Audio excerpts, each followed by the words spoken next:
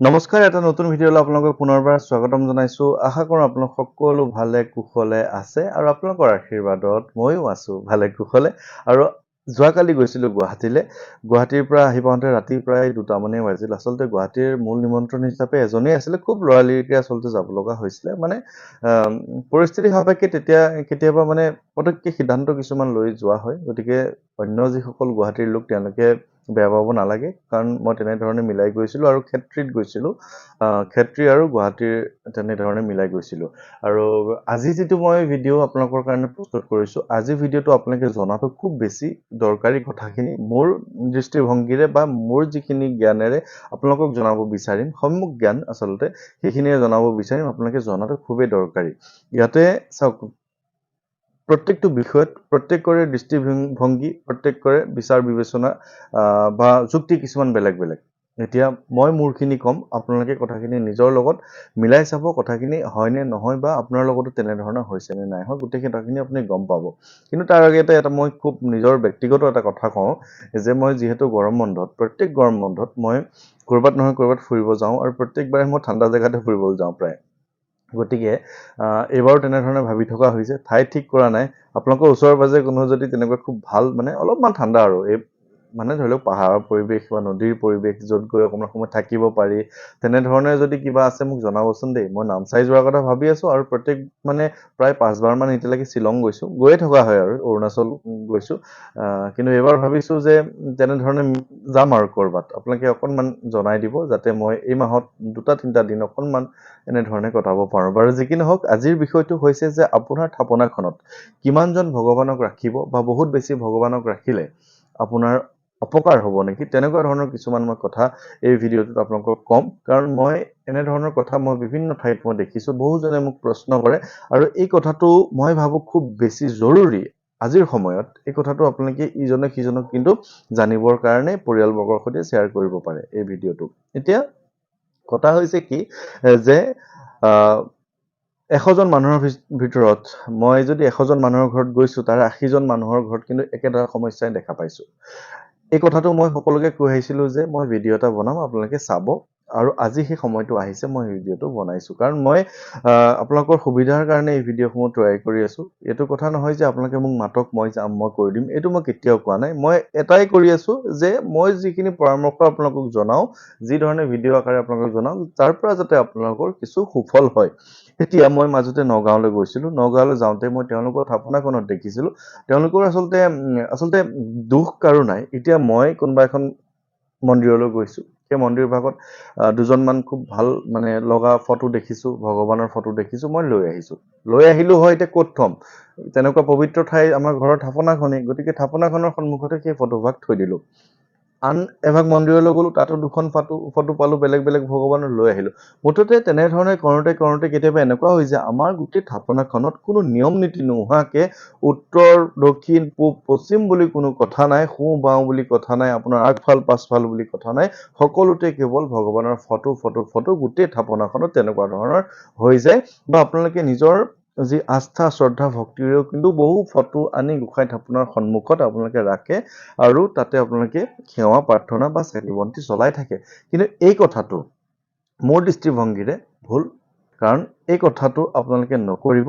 আপোনালোকক মই এটা পৰামৰ্শ আপোনালোকক খুব ভালকৈ দিব পাৰোঁ মোৰ পৰা, যে আপোনালোকে তেনেধৰণে কৰিলে আপোনালোকৰ সুফল হ'ব। আৰু আপোনালোকে মন কৰিব যে আপোনাৰ গোঁসাই ঘৰত যিমান ফটো আপুনি বেছি আনি গৈ আছে, যিমান ফটো বেছি ৰাখিছে, হয়তো আপোনাৰ ঘৰখনত কিন্তু সমস্যা বাঢ়ি গৈ আছে। হয়, আপুনি সমস্যা কমিবৰ কাৰণে ক'ৰবাত শুনি বা কোনোবা এখন ভিডিঅ' চায়েই হওক বা বিভিন্ন ঠাইত শুনি আপুনি গম পালে যে এইজন ভগৱানক আপুনি ৰাখিলে ভাল, আপুনি ফটো এখন আনি আকৌ ৰাখি দিলে।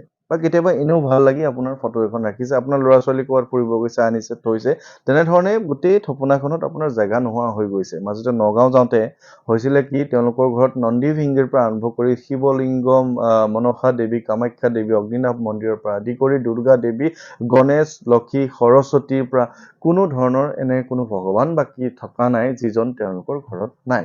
মই তেওঁলোকক পৰামৰ্শ দি আহিছোঁ যে তেওঁলোকে সেই মানে ফটোখিনি বা মূৰ্তিসমূহ কি কৰিব।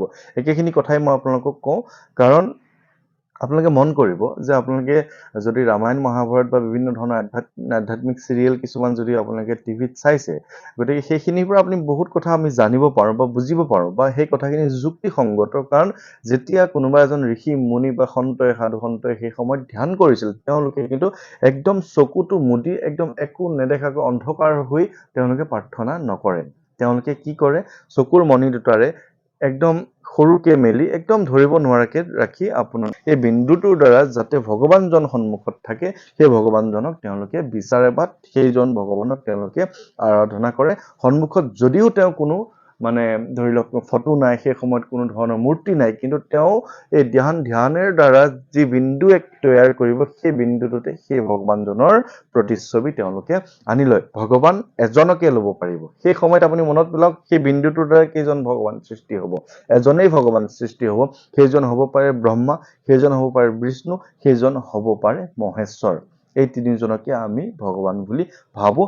বাকী যিসকল দেৱ দেৱতা আছে, যিসকল অন্য ভগৱান বুলি আমি যাক আমি পূজা অৰ্চনা কৰি থাকোঁ, তেওঁলোক হৈছে এই মূল ভগৱান কেইজনে কোনোবা নহয় কোনোবা সময়ত দুষ্টক দমন কৰিবলৈ লোৱা অৱতাৰ। গতিকে আপোনাৰ ঘৰখনত আপুনি যদি কৃষ্ণ বা বিষ্ণু বা মহাদেৱ যাকে আপুনি মূল বুলি ভাবি ৰাখিছে সেই কেইজন ভগৱানৰ ভিতৰত, তেওঁলোকৰ সন্মুখত আপুনি কেৱল হনুমানজীৰ ফটোখন ৰাখিব পাৰে। তাত কোনো ধৰণৰ মোৰ দৃষ্টিভংগীৰে বাধকতা নাই। কেতিয়াবা যদি কোনো দুষ্ট শক্তিয়ে, বেয়া শক্তিয়ে ভগৱানজনক কিবা অপকাৰ কৰিবলৈ আহে, যাতে হনুমানজীয়ে তেওঁক বজ্ৰগদালৈ মাৰিব পাৰে। কাৰণ লিখাই হৈছে হনুমান চালিচা যে ৰাম দুৱাৰে তুম ৰখবাৰে হত না আজ্ঞা বিনু পেচাৰে। ৰামৰ দুৱাৰদলিত তুমি আছা ৰখীয়া হিচাপে, যেতিয়ালৈকে তোমাৰ আজ্ঞা নাপাওঁ তেতিয়ালৈকে আমি ৰামৰ কৃপা আমি ল'বলৈ নোৱাৰোঁ বা আমি ভিতৰতে প্ৰৱেশেই কৰিব নোৱাৰোঁ। গতিকে মূল ভগৱানজন আপুনি ৰামক ৰাখক বা আপুনি শ্ৰীকৃষ্ণক ৰাখক বা যাকে আপুনি মূল ভগৱানজনক নাৰাখক, ভগৱানজনৰ সন্মুখৰ উত্তৰ দিশে আপোনাৰ পৰা বাওঁ হাত, ভগৱানজনৰ সোঁ হাতে আপুনি হনুমানজীক আপুনি ৰাখিব পাৰে। তাত কোনো ধৰণৰ অসুবিধা নাই। এয়া আপুনি ফটো ৰাখে বা মূৰ্তি ৰাখে, মূৰ্তি ৰাখিলে কিছু নিয়ম নীতিৰে আপুনি ৰাখিব, আৰু ফটো ৰাখিলে ফটোখন আনি সেই ফটোখনৰ সন্মুখত আপুনি চালিচাখন পাঠ কৰিব পাৰে। তোমাৰে ভজন ৰাম কো পাৱে, জন্ম জন্মকে দুখ বিচুৰাবে। তোমাৰ ভজন ৰামে পাব আৰু জন্ম জন্মৰ, আমি এই জন্ম হওক, আগৰ জন্ম হওক, পিছৰ জন্ম হওক, আমাৰ এই জন্মৰ যিখিনি আমাৰ ভুল কৰিছিলোঁ বা পাপে কৰিছিলোঁ, যে যিয়ে ভুল কৰিছিলোঁ, আমাৰ দুখখিনি আঁতৰাই দিব হনুমানজীয়ে। কাৰ দ্বাৰা? ৰামৰ দ্বাৰা। তোমাৰে ভজন ৰাম কো পাৱে। তোমাৰ ভজন আমি গাইছো হয়, চালিচা গাইছো হয়, কিন্তু তোমাৰ এই ভজনখিনি ৰামেহে পাব। ৰামেই বিষ্ণু, ৰামেই কৃষ্ণ, একেজনে। মূল হিচাপে আপুনি একেজনক ভাবক। আপুনি ধ্যানত বা আপুনি সন্মুখত এজনক ৰাখক, তাৰপিছত হনুমানজীৰ সন্মুখত আপুনি ফটোখন আপোনাৰ সন্মুখত ৰাখি আপুনি মূল ভগৱানজনলৈ চাই আপুনি হনুমান চালিচা পাঠ কৰিব পাৰে। তাত কোনো ধৰণৰ অপকাৰ বা আপোনাৰ কোনো ধৰণৰ ক্ষতি নহয়। এতিয়া আপুনি কি কৰিব? যদি আপোনাৰ ঘৰখনত বহুত বেছি ফটো আছে, তেনেহ'লে আপোনালোকে কিছু নিয়ম নীতিৰে সেইখিনি আপুনি ঘৰখনত এটা সাধাৰণ নিয়ম কৰি সেই ফটোখিনি নি আপুনি ওচৰৰ শিৱ মন্দিৰে হওক বা অন্য কিবা মন্দিৰ যদি আছে কোনো ভগৱানৰ, সেই মন্দিৰত গৈ পূজাৰীজনৰ সৈতে কথা পাতি সেই মূৰ্তি হওক বা ফটো হওক বিসৰ্জন দিয়াৰ এটা নিয়ম আপোনালোকে কৰিব পাৰিব। তাত ভগৱান কোনো এজনে আপোনাক বেয়া নাপায়, কোনো ধৰণৰ আপোনাৰ ক্ষতি নহয়। বৰঞ্চ যদি সকলোকে আপুনি ৰাখি আপুনি তেওঁক বিচৰা ধৰণে ভগৱানক আপুনি যেনেধৰণে পূজা অৰ্চনা কৰিব পাৰে, যেনেধৰণে সেৱা কৰিব পাৰে, সকলোকে যদি আপুনি পৃথকে পৃথকে কৰিব নোৱাৰে, আপোনাৰ কিন্তু অপকাৰহে হ'ব।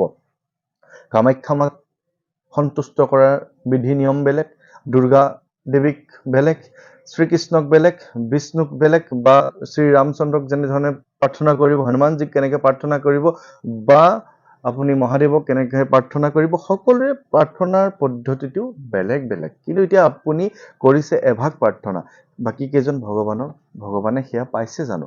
যদি নাই পোৱা, অকল এজনক যদি আপুনি ভাবি আছে কিজানি তেওঁলোকে বাকী সকলে বেয়া পাইছে, সেইটো এটা ধাৰণা। যদিও বেয়া নাপায়, ভগৱান এজনে, কিন্তু গোটেই কেইজন ভগৱানক আপুনি গোটেই মানে কি আৰু সোঁৱে বাৱে কোনো ধৰণৰ নিয়ম নীতি নৰখাকে আপোনালোকে ৰাখিব নালাগে। যদি আছে আপোনালোকে কিন্তু তেনেধৰণে কৰি বিদায় দিয়াৰ ব্যৱস্থাটো কৰক। মূল হিচাপে এজনেই ৰাখিব। তাত আপুনি ইচ্ছা কৰিলে হনুমানজীৰ ফটো ৰাখি আপুনি পাঠ কৰিব পাৰে। যদি আপোনাৰ ঘৰখনত শিৱ আছে মূল থাপনাত, তেনেহ'লে আপুনি হনুমানজীৰ ফটো নাৰাখিলেও হ'ব, কাৰণ তেখেতৰে অৱতাৰ, তেখেতৰ সন্মুখতে আপুনি হনুমান চালিচা পাঠ কৰিব পাৰে, কোনো ধৰণৰ ইয়াতে অপকাৰ আপোনাৰ নহয়।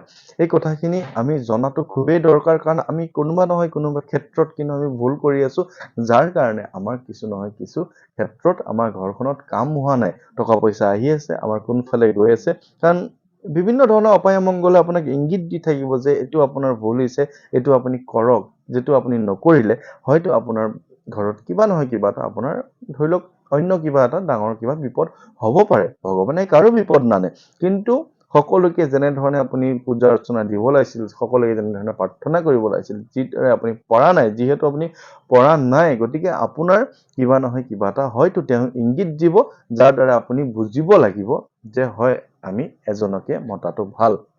আপুনি যিজনকে নামাতক তাত কোনো ধৰণৰ মোৰ আপত্তি নাই, কোনো ধৰণৰ ক'ব লগা নাই। আপুনি মূল থাপনাত যদি আপুনি ধৰি লওক শাক্ত ধৰ্মী আপুনি যদি পূজা পাতল কৰি ভাল পায়, আপুনি মূল থাপনাক আপুনি দুৰ্গা দেৱী ৰাখিছে, তাত কোনো আপত্তি নাই। আপুনি হনুমানজী যদি ৰাখিছে তাত আপত্তি নাই। আপুনি যদি কৃষ্ণক ৰাখি আমাৰ নাম প্ৰসংগৰে আমাৰ যি ভকতীয়া নাম প্ৰসংগৰে কৰিছে তাতো আমাৰ আপত্তি নাই, মোৰ আপত্তি নাই। বা শিৱ মহাদেৱক যদি আপুনি ৰাখিছে, তাতে যদি তেওঁক পূজা অৰ্চনা কৰিছে, তাতো কোনো ধৰণৰ একো অপকাৰ নহয় বা মোৰ তাত একো ক'ব লগা নাই। কিন্তু আপুনি যদি সকলোকে এখন থাপনাতে আপোনাৰ ঠাইখনতে সকলোকে ৰাখে, তাতে কিন্তু কিছু নহয় কিছু অপকাৰ হ'ব পাৰে আপোনাৰ। আৰু ভাল এটা মই পদ্ধতি আপোনালোকক ক'লো, আপোনালোকে কোনোবা নহয় কোনোবা ক্ষেত্ৰত কিবা কাৰণে আপোনালোকে অজানিতে এই কথাটো চাগে হৈ আছে, গতিকে এই কথাটো আপোনালোকক মই শুধৰণি কৰি দিছোঁ, তেনেধৰণে কৰক। কিন্তু এটা কথা যে মোৰ কথাখিনি শুদ্ধই বুলি মই আপোনালোকক নকওঁ, প্ৰত্যেকৰে বেলেগ বেলেগ নিয়ম নীতি আছে, বেলেগ বেলেগ তেওঁলোকৰ দৃষ্টিভংগী আছে, গতিকে সকলোৰে বেলেগ। কিন্তু আপোনাৰ যিটো বিচাৰ বিবেচনা, মোৰ কথাখিনিৰে আপুনি বিচাৰ বিবেচনা কৰি চাব যে মই কোৱা কথাখিনি শুদ্ধনে, বা আপোনাৰ ঘৰখনত তেনেকুৱা কিবা হৈ আছে নেকি। গতিকে তেনেধৰণে কৰি চাব পাৰে, আপোনাৰ সুফল হ'ব। গতিকে বেছি দেৰি নকৰোঁ, আপোনালোক সকলোৰে কুশল মংগল কামনা কৰি আজিৰ এই ভিডিঅ'টো ইমানতে সামৰণি কৰিছোঁ। ধন্যবাদ। নামনিলৈ গৈ আছোঁ দেই, মই ভিডিঅ'ত মই কম কোনদিনা যাওঁ, ডেটটো ঠিক কৰা নাই কিবা এটা বিশেষ কাৰণত, গতিকে পিছত জনাম। আৰু সকলো ভালে কুশলে থাকিব। ধন্যবাদ।